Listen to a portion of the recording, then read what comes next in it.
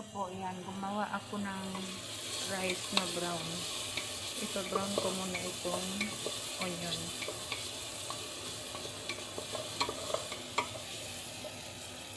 Nalagay ko na yung bigas. Pa-brown ko yan siya. Tapos lagyan ko ng tubig. Pa-brown ko muna siya. Tama.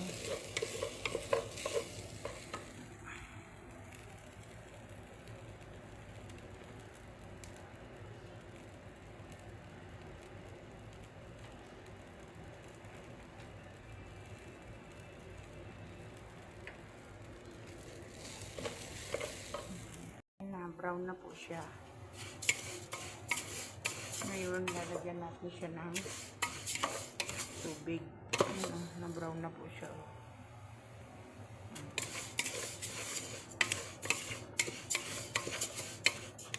Yan, lagyan natin siya.